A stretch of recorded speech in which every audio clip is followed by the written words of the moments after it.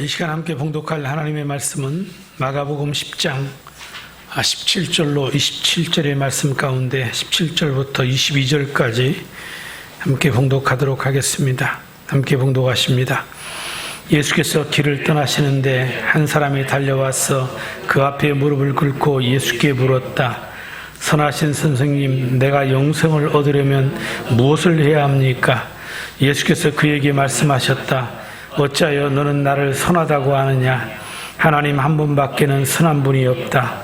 너는 계명을 알고 있을 것이다.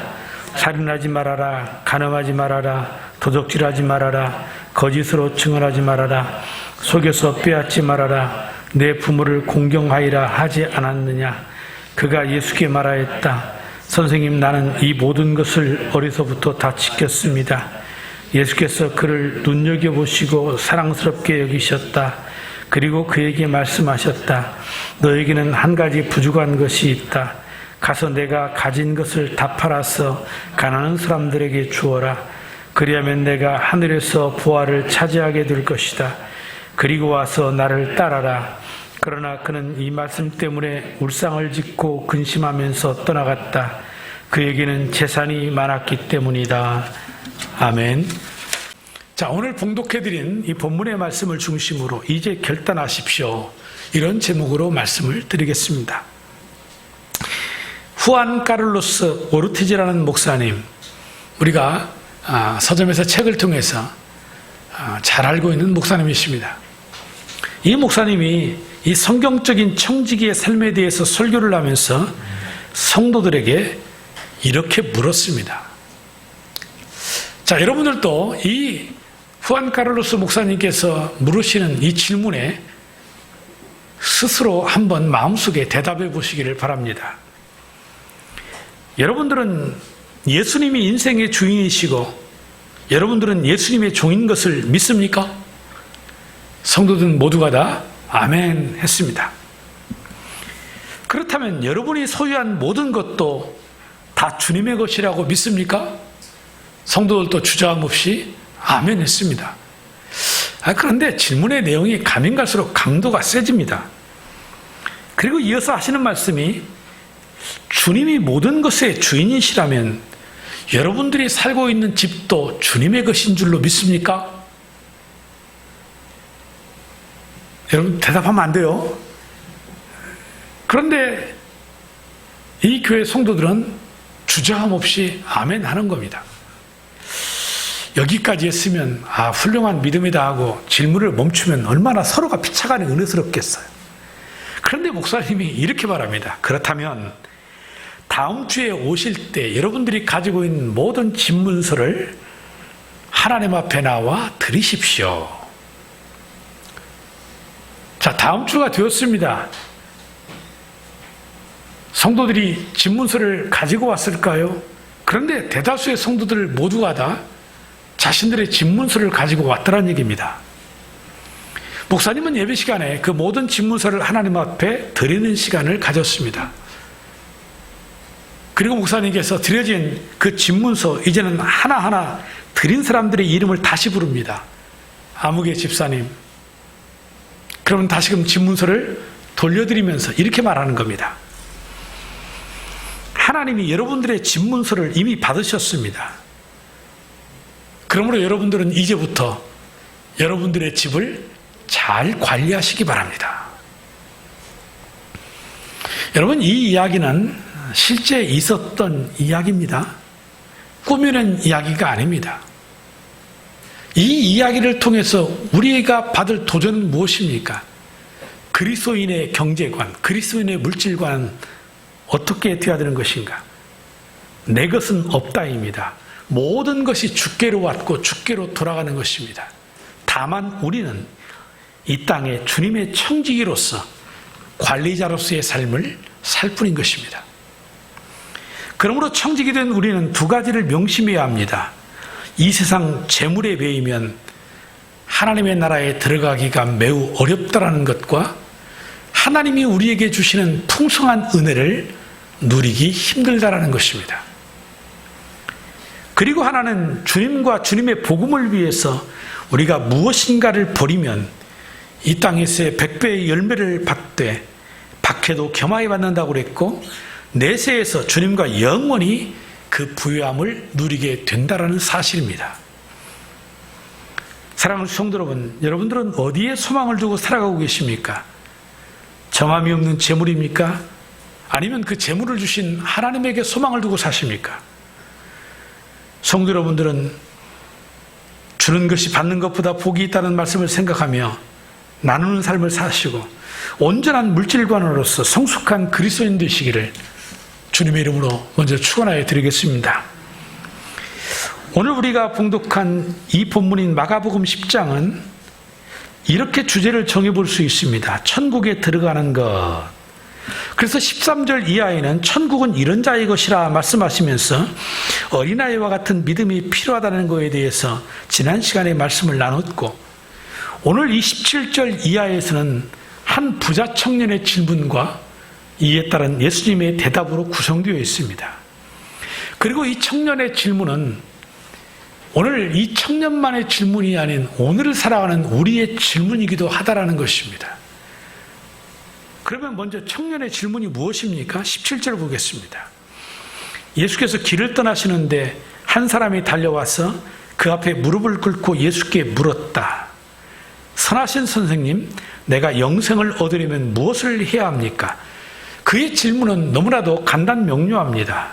즉, 사람이 어떤 선한 일을 하면 영생을 얻을 수 있느냐라는 것입니다.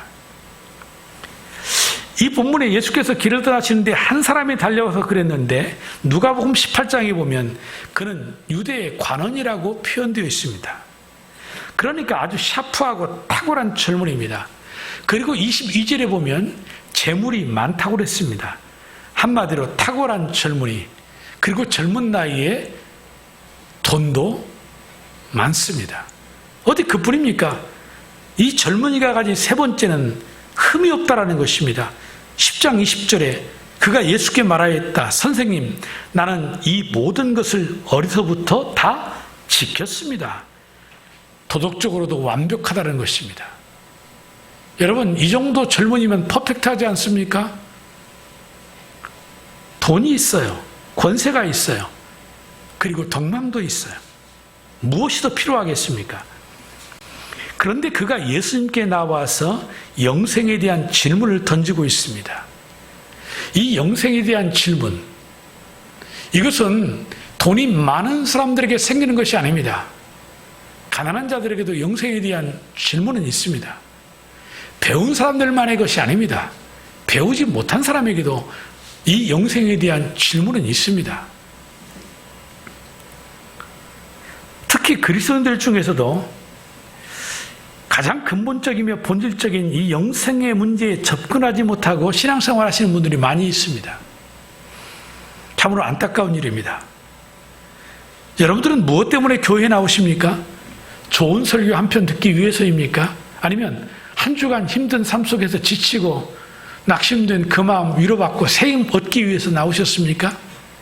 예, 이 모든 것들 다 우리에게 필요한지 모르겠습니다. 하지만 본질은 아닙니다. 우리의 신앙의 본질, 우리의 신앙의 핵심은 영생입니다.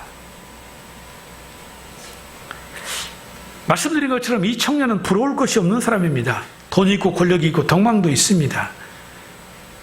하지만 그것이 인생의 본질이 아니기에 예수님 앞에 나와서 내가 영생을 얻으려면 무엇을 해야 되느냐고 묻고 있는 것입니다. 사랑하는 성도 여러분, 우리는 분명히 깨달아야 합니다. 우리의 삶의 본질은 세상의 돈도 권력도 명예도 아니라는 것을 깨달아야 합니다. 이 부자 청년의 결말이 안타깝게도 아름답지 못하게 끝을 맺고는 있지만 그 부자 청년의 그 영생에 대한 갈망은 오늘 우리들의 갈망이 되어야 될 줄로 믿습니다. 이 영생의 갈망보다 더 중요한 것이 어디에 있단 말입니까? 그런데도 왜 그리스도인들이 영생에 관심을 가지고 신앙생활을 하는 것이 아니고 세상의 물질과 가치에 따라 신앙생활을 하는지 참으로 안타까울 뿐입니다.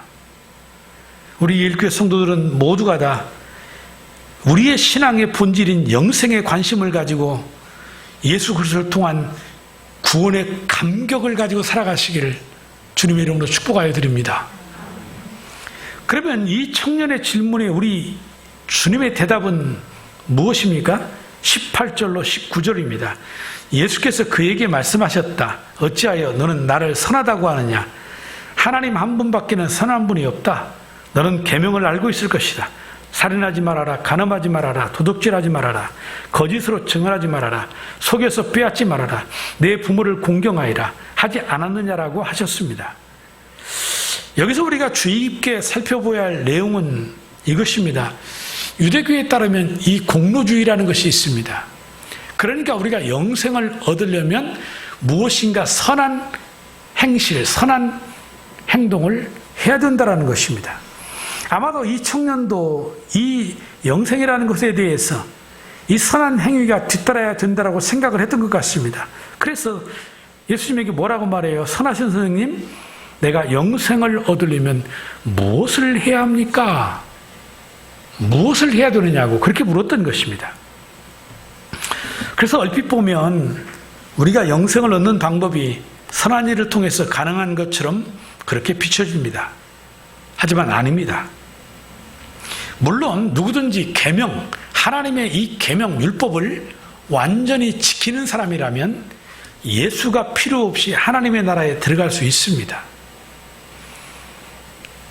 하지만 이 땅에 하나님의 말씀을 온전히 지킬 수 있는 사람은 단 한 사람도 없습니다. 그렇기 때문에 로마서 3장 20절의 말씀에 이렇게 기록했습니다.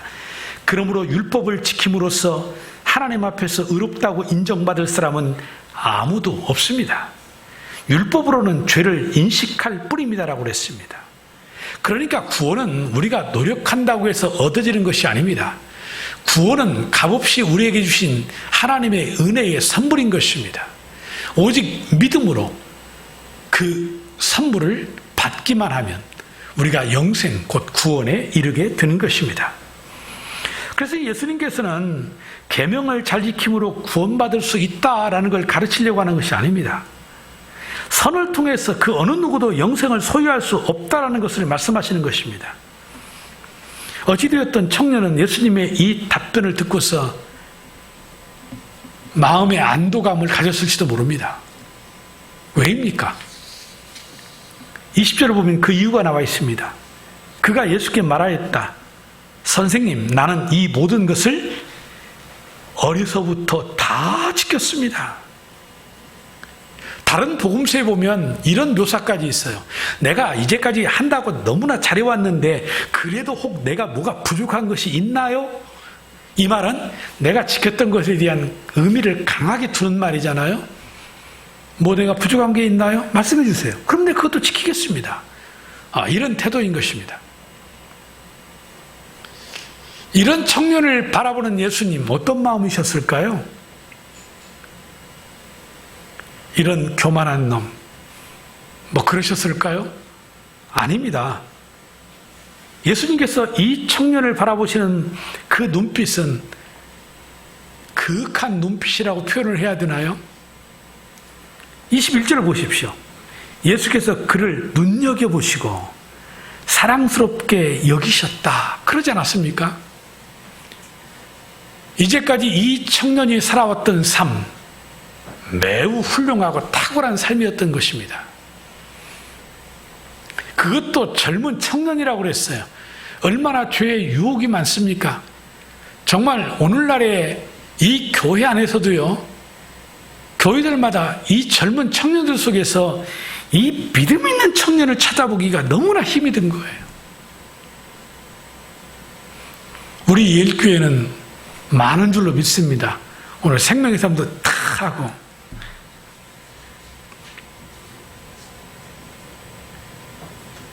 이 젊은 청년, 주님이 말씀하신 대로 계명 잘 지켰고 누구보다 선하게 살았다고 자부하고 있는 것입니다. 주님 그거 인정하지 않는 게 아니에요. 눈여겨보시고 사랑스럽게 여기셨다고 그랬어요. 얼마나 기특하고 대견합니까? 그런데 이어지는 말씀 뭡니까? 그리고 그에게 말씀하셨다. 너에게는 한 가지 부족한 것이 있다. 가서 내가 가진 것을 다 팔았어. 가난한 사람들에게 주어라. 그리하면 내가 하늘에서 보화를 차지하게 될 것이다. 그리고 와서 나를 따르라고 말씀을 하십니다. 여기서도 우리가 이 말씀을 보고 오해야만 안 됩니다. 이 말씀을 듣고 물질을 포기해야만 우리가 구원을 얻는다? 물질을 포기하는 것이 구원의 조건이고 물질을 포기하는 것이 주님의 제자됨의 조건이다? 아닙니다. 그렇게 오해하시면 잘못 하나님의 말씀을 해석하는 겁니다. 주님은 구원받으려면 재산 다 팔아서 가난한 사람들에게 나눠주고 너는 빈털터리로 나에게 와야 된다. 이런 식으로 말씀하시는 게 전혀 아닌 겁니다. 주님은 여러분들의 재산에 관심이 없으세요.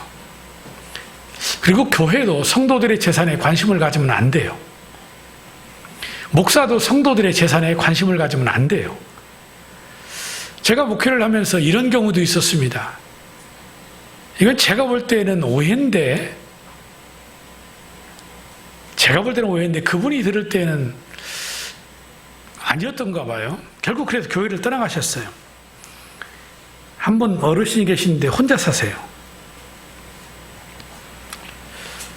자기의 속내를 이야기하지 않으시니 내가 알 수는 없잖아요. 사실 뭐 어떻게 살겠지 뭐 생각하고 살면 뭐 안 될 것도 없잖아요. 하지만 목자와 양의 관계니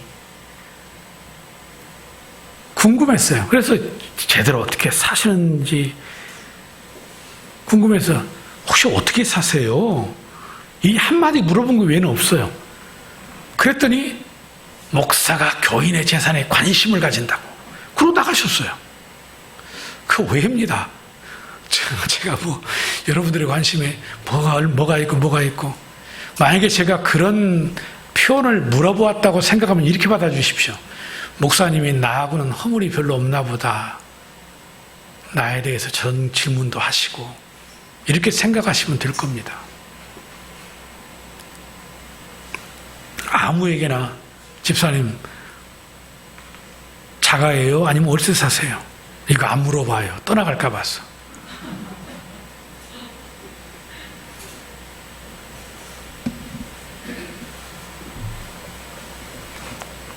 사랑하는 성도 여러분, 이 구원의 문제, 영생의 문제는 주님의 제자가 됨에 있어서의 조건의 문제는 결단코 돈의 문제는 아닙니다. 지금 주님이 이 말씀을 하신 이유는 무엇입니까? 이 청년의 내면의 그 마음을 알고 계시기 때문입니다. 그는 지금까지 율법을 성실하게 지켰다고 그랬어요. 그런데 그 청년의 마음속에 주님 보실 때는 여전히 포기가 되어지지 않는 그의 진정한 주인이 재물이라는 것이 보이는 겁니다.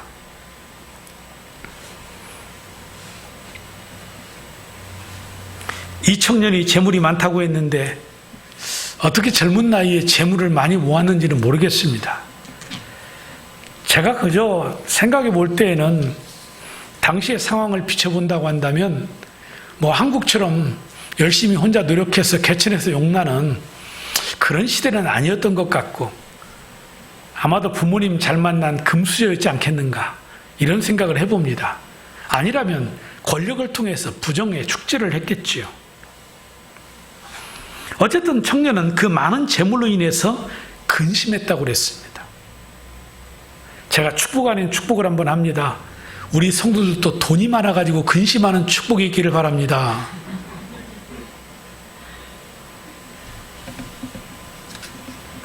그런데 여러분, 성경에서 선을 말할 때 선의 기준이 무엇인 줄 아십니까? 하나님의 뜻대로입니다. 하나님의 뜻대로 하는 것이 선입니다. 그래서 생명의 삶에서 선을 행할 줄 알고서도 행하지 않는 것이 뭐다? 죄다. 선과 악, 선과 죄, 명확한 구분, 오직 하나입니다. 하나님의 뜻입니다. 하나님의 뜻대로 하는 것이 선인 것입니다. 그래서 그리스도인들의 재물은 그 모으는 방법도 정직하고 깨끗해야 되고 그 모은 재물을 하나님의 뜻대로 바로 사용해야 합니다. 그렇지 아니하면 이 재물이 나의 삶에, 나의 신앙에 문제를 일으키는 것입니다. 더 나아가서 우리가 살고 있는 이 세상에도 악영향을 끼칩니다. 오늘 이 세상을 현실을 보십시오. 부자들이 얼마나 많은지 모릅니다. 부자들의 물질을 악하다고 말할 수는 없어요. 그런데 그 속에 도사리고 있는 것이 무엇입니까? 탐심입니다. 물질은 탐심입니다. 이 탐심은 인간을 욕망으로 가두어서 물질의 종을 만듭니다. 그러다 보니 이웃의 것을 탐하게 되는 거고, 사회 전반에 물질의 불균형을 가져와서 사회 문제가 되는 것입니다. 오늘날 이 사회의 경제를 한번 보십시오. 큰 부자의 큰 수익, 그리고 저소득자, 예전에 우리가 말했던 중산층, 이제는 중산층의 개념이 사라집니다.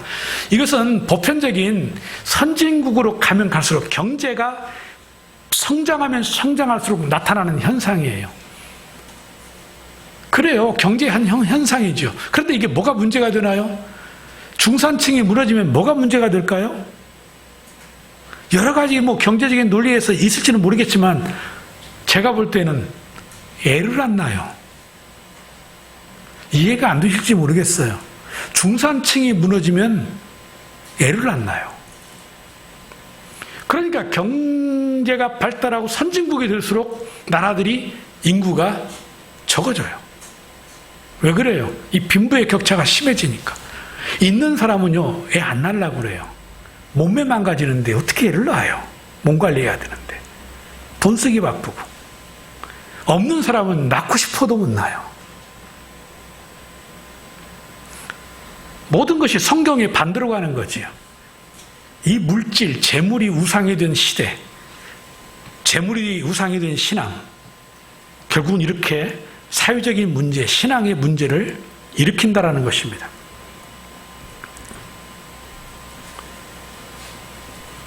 주님이 이 부자 청년을 바라보시면서 네가 가진 재물을 가난한 사람들에게 나눠줘라 라고 말씀하시는 것은 하나님의 선입니다. 하지만 세상의 물질을 붙잡고 살아가면 결국은 그 소유 때문에 심히 괴로울 뿐입니다. 그래서 22절에 이 젊은이는 이렇게 고백하고 있습니다. 그러나 그는 이 말씀 때문에 울상을 짓고 근심하면서 떠났다. 그 얘기는 재산이 많았기 때문이다. 우리도 마찬가지입니다. 신앙생활하면서 어려운 문제 중에 하나가 이 물질 문제입니다. 이 물질에 대한 유혹과 시험은 우리가 생각하는 것보다도 훨씬 파워가 있습니다. 그래서 이 부자 청년도 주님의 말씀 때문에 울상을 짓고 근심하며 떠나갔다고 그랬어요. 청년의 마음속에 남아있는 이 물질에 대한 집착이 그를 얽매이고 있었던 것입니다. 그래서 주님께서는 계명을 잘 지켰다고 자부하는 그에게 한 가지 더 중요한 것 있다라는 사실을 일깨워 주시면서 네가 가진 물질을 가난한 자들에게 나눠주고 나를 쫓으라고 그렇게 말씀을 하시는 것입니다. 사실 이 말씀을 전하는 저나 듣는 여러분 모두가 다 이 부자 청년과 다를 바가 없을 것입니다. 여러분들은 영생을 선택할 것이냐 아니면 돈을 선택할 것이냐, 만약에 이런 질문을 받는다면 무엇을 선택하시겠어요? 영생이지요. 어느 누가 이 질문에 바보같이 돈이요 그렇게 말할 사람이 누가 있겠어요? 영생입니다. 당연한 겁니다. 영생을 선택해야 합니다. 그런데 영생이라는 것과 2천억, 왜 제가 2천억이라고 하냐면 부자들이 앉아서 식사를 하면서 야 얼마 정도 있어야 부자 소리 들을 수 있을까 그랬더니 부자들은요 적어도 2천억 정도는 있어야 부자 소리 듣는다고 말을 하더랍니다. 그런데 아주머니들이 모여가지고 짜장면 먹으면서 얼마 정도 있으면 부자 소리 들을까요 그랬더니 나는 내 손으로 현차 1,000만 원만 만져봐도 부자이겠다. 사람의 생각은 이렇게 다른 거예요. 어쨌든 제가 2천억이라고 얘기를 했어요. 2천억이라는 것을 말로 그냥 표현하면서 영생을 선택할 거예요. 2천억을 선택할 거예요. 그러면요, 영생이요. 그러겠죠? 근데 2천억을 딱 갖다 놓고 영생을 딱 놓으면 영생이요라는 말을 못할걸요. 생각 좀 해보고요. 우리는 뭐라고 말해요? 기도 좀 해보고요. 이 기도 좀 해보고 하는 사람이 이 생각은요, 믿을 게 못 돼요. 목사님 기도 좀 해볼게요. 물론 좋은 의미에서는 그럴 수 있어요. 이렇게 하나님께 물어봐야죠. 근데 대부분 기도 좀 해볼게요 하신 분들이 좋은 긍정적인 답을 하는 경우는 거의 20%도 안 돼요. 열이면 한 사람 정도 순종하겠습니다. 그러지 안 돼요. 그만큼 힘든 겁니다. 이게 돈의 파워예요. 그래서 우리 신앙인들도 돈 앞에 무너지는 겁니다. 우리 신앙인들이 좋은 경제관, 물질관을 가지고 근검하고 전략하고 저축하고 이런 태도 필요합니다. 그런데 재물을 주인 삼아버리면 어떤 현상이 생기냐면 내가 매달 얼마를 모아서 1년을 모으면 얼마가 되고 이것을 5년짜리 적금 들면 얼마가 된다. 때에 따라서는 연금이다, 보험이다, 주식이다 이것을 분산시켜 놓고 흔히 말하는 안전빵으로 하나가 잘못돼도 다른 것에서 보상받고 손해는 보지 않으리라 철저하게 계산해서 이렇게 살아가는 겁니다. 한마디로 이 돈의 파워에 붙잡혀서 사는 것입니다. 그런데 어느덧 그런 물질적인 사고가 내 신앙과 내 삶을 괴물로 변화시킵니다. 나아가서는 하나님께 드리는 것조차도 어느 순간에 아깝다는 생각이 들기 시작합니다. 그래서 헌금 생활을 잘하다가 어느 순간에 가서 안 합니다. 이 물질을 뛰어넘지 못하는 신앙의 비극이 뭐란 얘기입니까? 가진 재물 때문에 영생을 잃어버리는 비극이 생기는 겁니다. 바로 오늘 젊은이가 그런 젊은이입니다. 영생의 목마름을 가지고 영생이신 예수님께 나와서 결국은 재물 때문에 영생을 포기하고 돌아가는 이 비극. 그 위에 성경 어디에도 이 청년의 모습은 다시 등장하지 않습니다. 아마도 이 청년이 그때 예수님 말씀에 순종했더라면 그런 위대한 사도가 됐을지도 모릅니다. 그리고 예수님은 근심하며 돌아가는 부자 청년을 바라보며 뭐라고 말씀하십니까? 23절입니다. 예수께서 둘러보시고 제자들에게 말씀하셨다. 재산을 가진 사람은 하나님 나라에 들어가기가 참으로 어렵다. 그리고 25절에는 과장법을 써서 뭐라고까지 표현하고 계세요?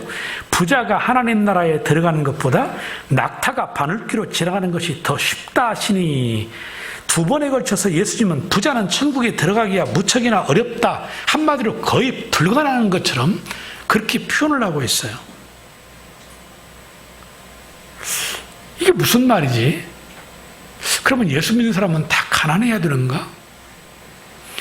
아니, 예수 믿는 사람도 물질이 필요하고 예수님 믿는 사람도 부를 가지면 안 되는 것인가? 저나 여러분 모두가 다 부자 되기 원하지 않나요? 어느 누구가 가난하게 찌든 삶을 살고 싶겠어요? 그러면 주님이 말씀하신 이 말씀대로 한다면 나는 평생에 부자 되는 꿈을 접어야 되는가? 이런 의문도 가질 수 있습니다.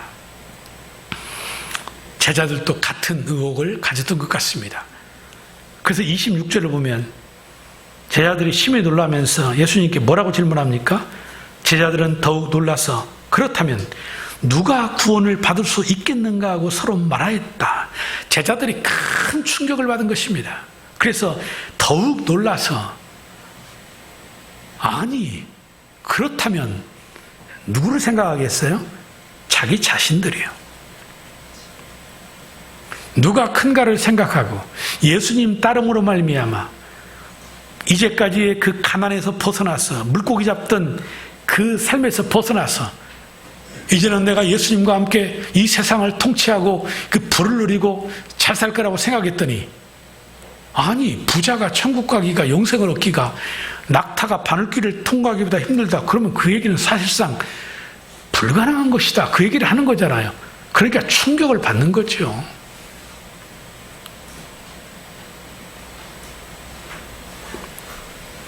그러면 정말 예수님께서 하신 말씀은 부자는 천국에 못 들어간다 그 말입니까? 아닙니다. 27절을 보십시오. 예수께서 그들을 눈여겨보시고 말씀하셨다. 사람은 이 일을 할 수 없으나 하나님은 무슨 일이나 다 하실 수 있다.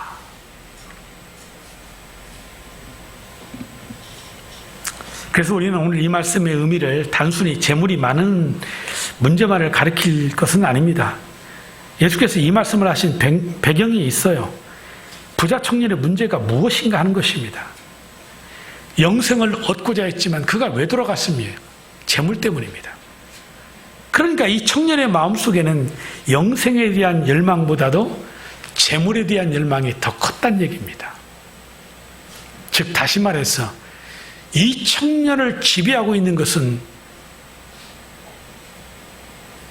재물이었습니다. 재물이 주인입니다.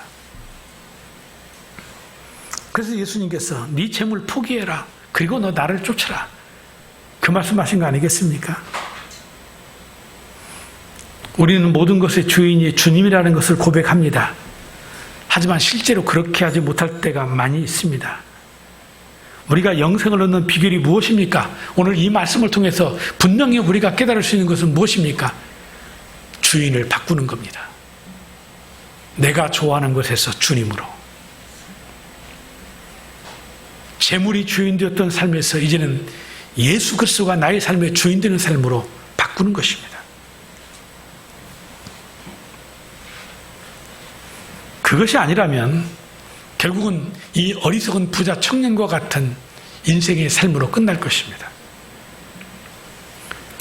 이 성경에서 이 돈 얘기 참 많이 하는데 왜 돈 얘기가 많은 줄 아세요? 이 돈의 영향력이 그만큼 크기 때문인데요. 디모데전서 6장 9절로 10절은 이렇게 말씀해 주고 있습니다. 그러나 부자가 되기를 원하는 사람은, 부자 되기 원하시는 분들 잘 들으세요. 그러나 부자가 되기를 원하는 사람은 유혹과 올무와 여러 가지 어리석고 해로운 욕심에 떨어집니다. 이런 것들은 사람을 파멸과 멸망에 빠지게 합니다. 돈을 사랑하는 것이 모든 악의 뿌리입니다. 돈을 쫓다가 믿음에서 떠나 헤매기도 하고 많은 고통을 겪기도 한 사람이 더러 있습니다. 돈을 모으는 것이 나쁜 건 아니겠지요.